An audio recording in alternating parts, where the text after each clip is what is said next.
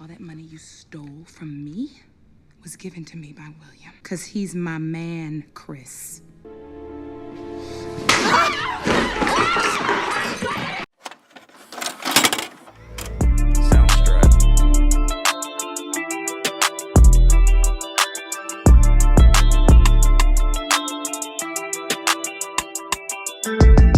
Y'all have been begging me to do this film. Y'all really love my Tyler Perry film reviews for some reason. I guess y'all said screw my blood pressure, but it's okay. It's quite all right. Honestly, I have seen enough clips on social media to where I feel like I never had to sit down and watch this film. I pretty much got it and understood the premise of this movie from those clips. Let's face it, we already know it ain't that deep, but watching this movie for the first time in full, child, you already know I have my thoughts. But before we get to that, it's time to recap. So let's get into it. So the movie opens up at the wedding of Alice's daughter. Her wedding is being held at the home of her best friend, Charlotte. We meet Charlotte's son, William, and his new wife, Jillian, whom Charlotte is obviously not crazy about. Apparently, these two eloped and told Charlotte nothing, which she's still pissed about. We meet Andrea, the one getting married, and the other daughter of Alice, Pam. It's made very clear that Andrea she's unlikable, and she's never satisfied. Charlotte has offered to host her wedding, but she's mad that she didn't offer to buy her wedding dress also. The dress she's wearing belonged to her mother, and it's not good enough in her eyes. And this made me wonder if people are saving their wedding dresses with the intention of giving them away these days. These new wedding dresses are too trendy. They won't look as good 20 years from now, but maybe that was always the case. But anyway, Pam tries to set her straight and begs her to not embarrass their mom and just be appreciative. But Andrea didn't want to hear that. Well, if she wants to be mammy and play step and fetch it, it's not my problem. Her saying this is so ironic because she gets into her own mammy type behavior later. Wait for it. One thing about Tyler, he's gonna make sure Medea's wigs are on point, but this wig he's wearing in this movie, it's a mess. But Ben, that's his character's name by the way, who's Pam's husband, helps to comfort Chris as he goes through his pre-wedding jitters. We fast forward to after the wedding where we see William approach Andrea. It's clear that there's some attraction there, at least from William's side.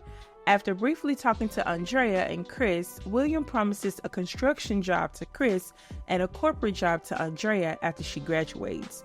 We fast forward a couple of years to Alice's restaurant. A frequent patron who is down on his luck, Nick, comes by to get himself cleaned up and to get a warm meal. Alice lets him do this quite often. We go to Ben and William, who now work in construction for the Cartwrights.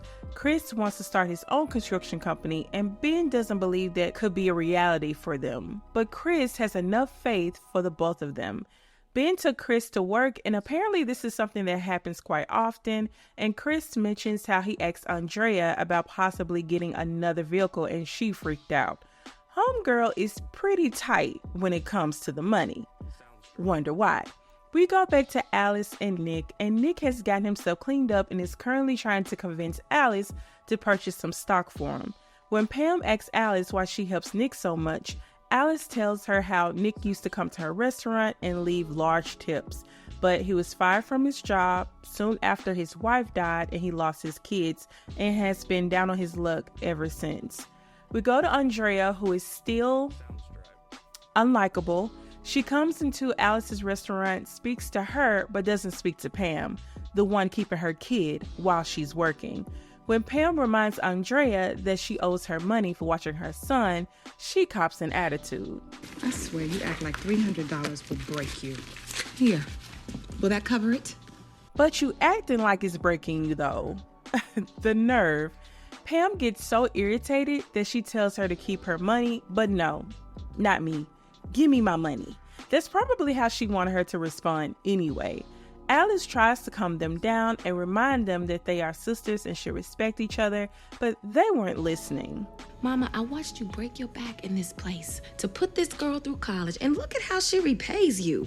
She's an ingrate. Oh, that's a big word, Pam. Shut up, that's enough. Pam reveals that their mother is struggling with the restaurant, and Andrea doesn't hesitate to write her a check for $5,000. Funny how she was so tight with that $300 for Pam, but she damn near broke her neck to write a check for her mama. And Andrea asks to be dismissed so she can go on about her day, and Pam, once again, reminds her mom that she does in fact need the money, which forces Alice to try and remind them who she was. You know, I'm the mama. We go to William making it home to his wife, Jillian. He tells his wife about the $500 million contract he just scored. He's hoping that this deal will help his mother realize he can be trusted to run the business.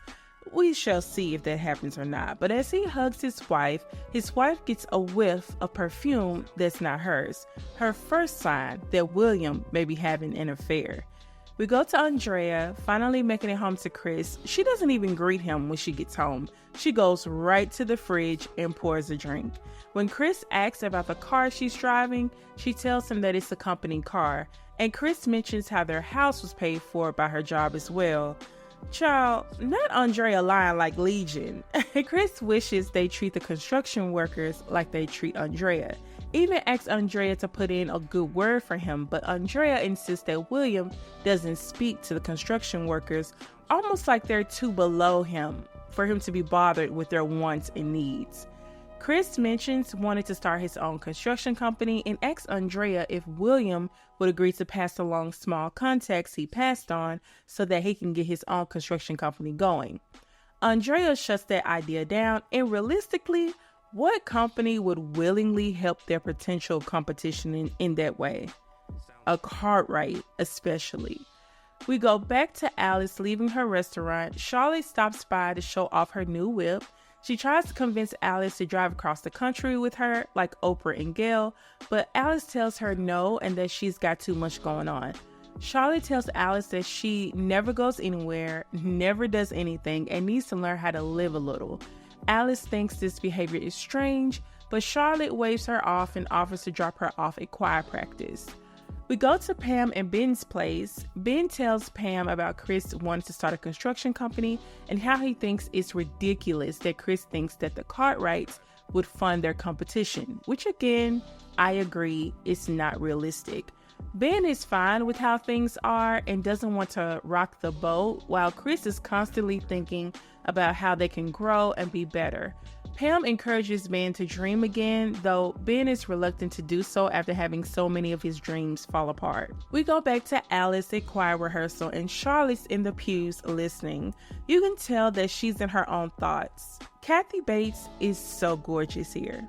After practice, Charlotte asks Alice if God forgives all sins, and Alice tells her that she believes he does. She thanks Alice for being a good friend to her and asks Alice if she feels she's been a good friend to her in return, and Alice assures her that she has.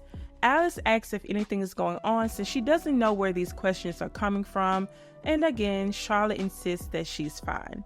We go to Charlotte meeting with Abby, who's looking to join the company and help to take it global. She's excited about Abby, but knows her son won't be.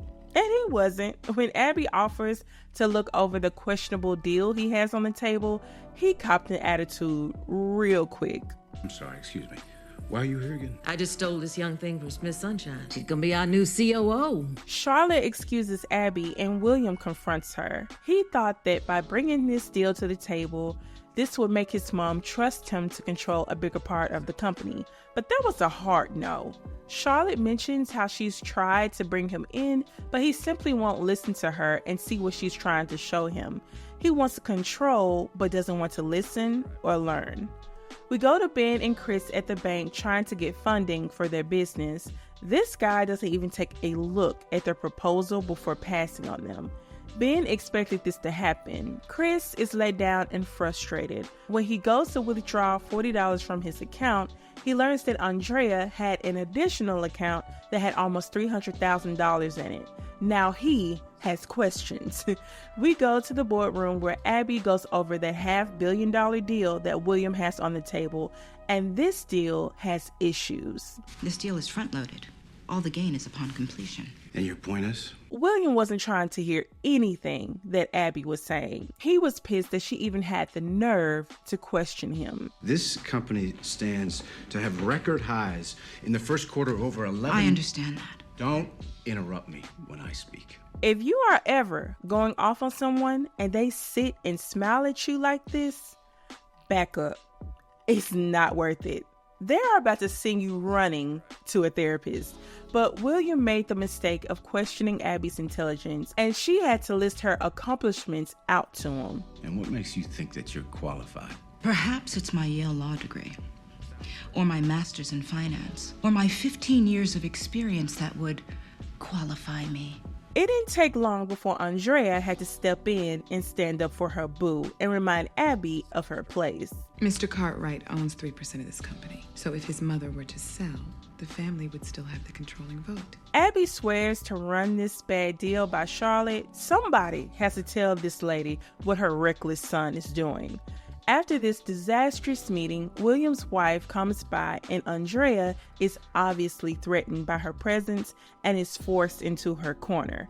Her interaction with Jillian is awkward and forced, but when Andrea walks by, she notices her perfume and knows that her husband is for sure having an affair, and the mistress is Andrea. We go back to Ben and Chris at work after being declined by the bank. Chris is zoned out, and when Ben confronts him, he tells Ben about the money in Andrea's account.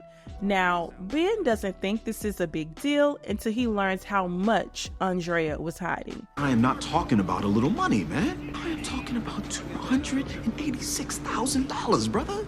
Come again? Same thing I said. Chris told him not to tell Pam, but you already know he's going to tell Pam. Anyway, we go to Abby telling Charlotte about William's trash deal in the works, and they work together to see how they can get out of it. Charlotte suggests they call a bank that they have a relationship with to get funding, and Abby tells her she already reached out to them and they said no. Abby insists that they don't jeopardize their relationship with the bank and suggests they sell 10% of the company's stock. The bad thing about this is that would mean Charlotte would no longer be majority owner. Charlotte doesn't want this, of course, because she doesn't trust her son to do right by her and the company. She reveals that her family has a history of preying on the weak, and she's pretty sure her son will follow suit. You don't trust me? It's not you I don't trust, darling. It's your private thoughts that give me pause. Abby insists that she consider it, and Charlotte agrees to sell the 10%. Now, Charlotte knows her son isn't shit, but then again, who helped him become that way? Nevertheless, she gives him a warning. Well, let me tell you, if you burn me, I will nail your ass to the wall. After getting what he wants, William tries to run game on Abby, but Abby shoots him down real quick. Sure, me and my husband would love to. We go to Andrea making it home, and Chris can wait to confront her about this secret money. Andrea wasn't trying to hear it and swiftly tells him to mind his business. But on this night, Chris wasn't going, forcing Andrea to make up a sorry-ass lie about the money being her yearly bonuses. To make sure they got off the subject of the mystery money, Andrea decided to drag Chris. Chris, you will never be William Cartwright. So why don't you just divorce him? What are you holding on to him for? Like, this isn't making any sense to me. But then again, we know who made this movie. But she basically tells him to mind the business that pays him. We go to Ben telling Pam about the failed business meeting and about Andrea's mystery money. You know, the mystery money he wasn't supposed to tell his wife about. Chris found out she had another account. You know how y'all women What's in do. the account? Money. Right. How much? Almost $300,000. What? And Pam was asking the important questions, like, where did all that money come from? We'll find out where in just a little bit. We go to Alice at Charlotte's place. She's come to surprise her with the good news that she would join her on their little road trip. It's here where we start to see that something is off with Charlotte. She's sitting in the dark, kind of out of it, until Alice tells her the good news. First stop, is to New Orleans, where they talk, drink, and take plenty of photos. Chris decides to make a surprise visit to Andrea's job. As she's trying to shoot him away, William and Abby walk up to greet him. Abby, being messy, brings up the company dinner that Andrea intentionally didn't bring up to Chris.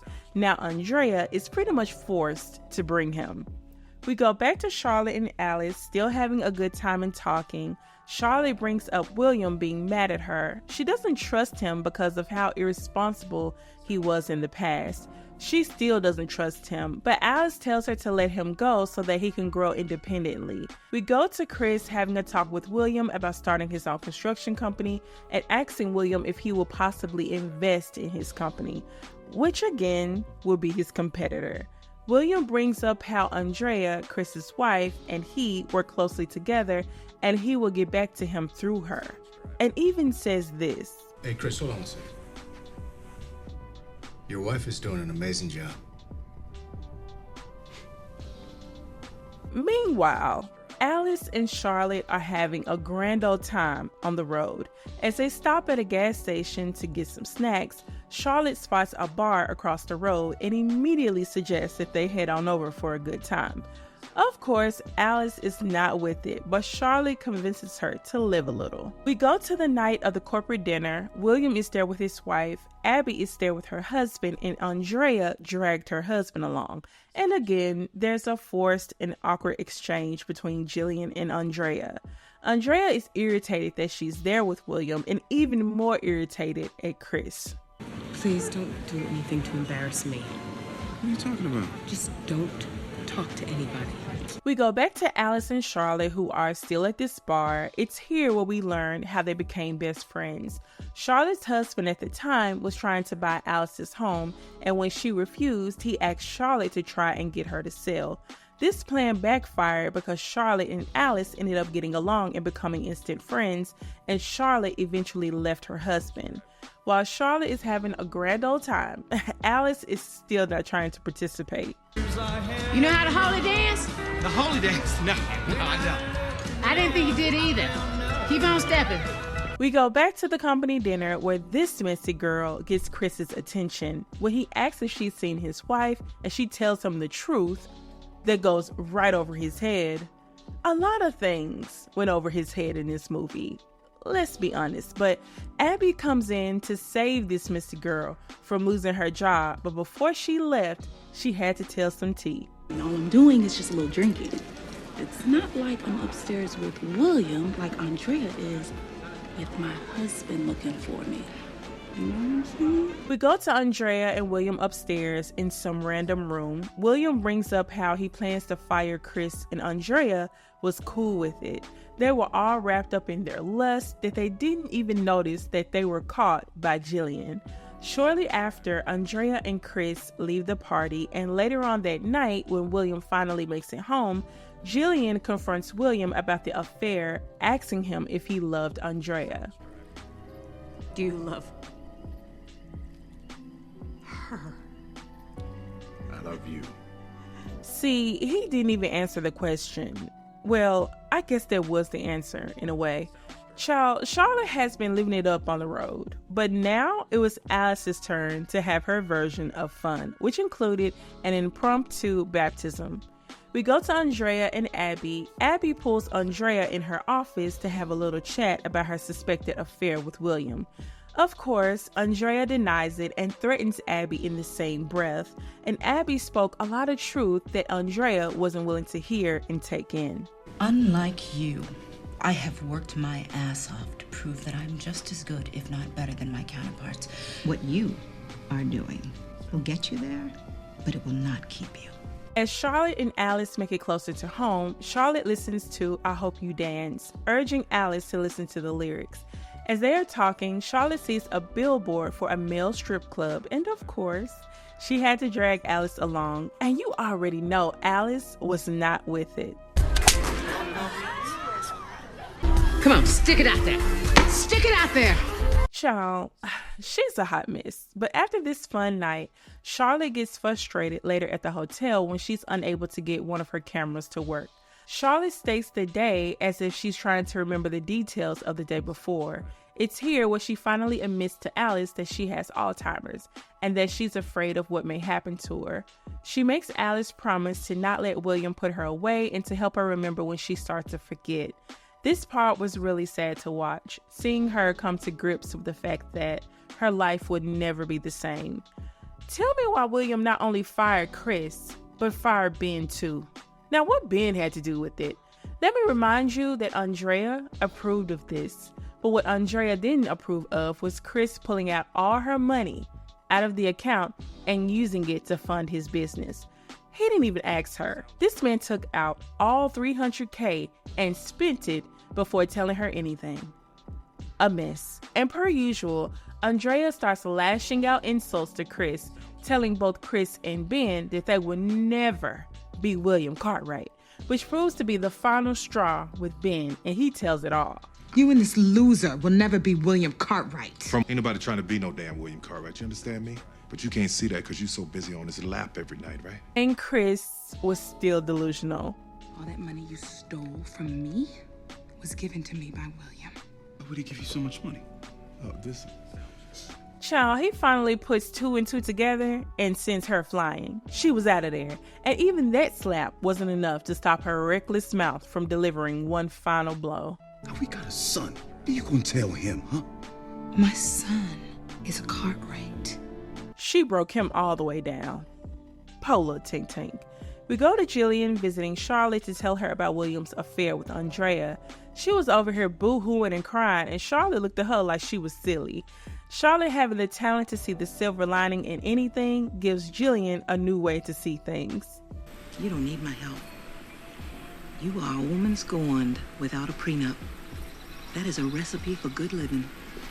Baby, that's what the hell I'm talking about. Pay me for my pain. But since Charlotte was so giving with that advice, Jillian decides to give her a heads up on the board meeting that William set up behind her back. We go back to Andrea talking to her mom. Alice insists that she leaves William, but Andrea is convinced that William will leave his wife for her. Hate to break it to you, babes, but it's not gonna go down how you want it to. And of course, Andrea starts running that weapon of a mouth she has, blaming her mother for her daddy leaving, like that has anything to do with her current transgressions. Alice tries to tell her that you can't build something solid off of another person's pain, but you know Andrea is too stubborn to listen. And if you thought Chris was gonna let William get away with playing in his face, child, that was a lie. And if you thought Jillian was gonna do the same, that would be a lie too. Mrs. Cartwright? Yes, Mrs. Cartwright. I guess she told her. Anyway, when William got to work, he was surprised to see his mother there at his mystery board meeting. She brought in 3 surprise guests and shareholders. Nick, who used to be the top stockbroker at the company before he was fired, Alice, and Pam. With their votes, Charlotte is able to fire her son and make Abby the new COO. Oh, and apparently taking Nick's advice on stock choices has made Alice and Nick millionaires. We'll get back to that. Andrea takes her sorry ass to the job to talk to William, and she quickly finds out that Alice and Pam were right. We can start our own company together. It's over. It's over? What are you talking about? We have a son. Do we? Do we? And Andrea is left crying in the parking lot, child. Anyway, so we go to Charlotte back at home, staring at the notes Alice left for her. She opens her medicine cabinet and proceeds to take each pill bottle out, and you can just about guess what she did. Later that night, Alice receives a call letting her know that Charlotte is gone. After her death, we see Alice speaking at her funeral. She even sings I Hope You Dance, the song that Charlotte shared with her. We see Ben and Chris finally start their construction company. We see Chris say goodbye to little Chris and Andrea. No, she didn't try to give him a hug. She tried it. We see Nick finally back on his feet, purchasing a new home, and Alice selling her restaurant and riding off to her future. And that's the end of the movie. And here are my final thoughts. This was my first time watching this movie all the way through, and to be honest, I don't feel like I missed anything. It's your typical Tyler Perry film, no different from the other work that he's done, but you can tell that this was right before he stopped putting in actual effort into his content. Anytime you put Sanaa, Alfre, or Taraji in the mix, only good things can happen. Usually, Sanaa plays likable characters, but this is the first time that I've hated a character she's played. Andrea was so miserable and hard to like. She was never satisfied with anything, and she had a dangerous mouth. Charlotte held your wedding at her mansion, and you were upset that she didn't buy your dress too. That's wild. You had an affair with her son, had a child with him that your husband assumed was his. You were cool with William firing your husband and your sister's husband. Speaking of your sister, you couldn't even pay her $300 to watch your son, but swiftly gave your mother a check for $5,000 to spite her. Child, why would you think the same man you allowed to disrespect you, your marriage, and your sister's husband, his own wife, would somehow respect you enough to marry you? Girl, speaking of delusions, I know Chris loved his wife, but dude couldn't catch a clue to save his life. This woman told you her job gave her a car and helped purchase a home. You learned that she has a separate account with over $300K in it. Her co-workers are cackling in your face after telling you she's with William, and this dude still couldn't figure out what she was doing. But low-key, dude was dead ass wrong for taking out the whole $300K without asking her. Even if things were all good and she was an upstanding wife, you don't touch that much money without consulting her. That's a substantial amount of money. My heart ached for Charlotte. I couldn't imagine knowing that eventually your life as you've known it will never be the same. The most simplest of memories are in danger of being gone forever, and you can't even trust your son not to throw you in a home somewhere and take advantage. That's a horrible spot to be in. But seeing her go on this last trip and have a ball with Alice made me think of the fact that when people decide to end their lives, they will have a good time for the last time, may seem like they're back to normal, and then sometime after you hear that they're gone. I wonder if she'd already planned to do it that way. Oh, and another random thought. Why is Sanaa always getting slapped when she's paired with Alfre? Let me find out this in the contract. And I sincerely hope Julian took Charlotte's advice and got a bag from the divorce, because William would definitely find another Andrea and do it all over again. Anyway, that's it for this review. Please like, comment, and subscribe if you haven't already. As for the next review, all I'm going to say is 1994, highly requested, horrible Southern accents, and baby Casey and JoJo did their thing on a remake for this soundtrack. That's all I'm saying. See you next time, you guys. Bye.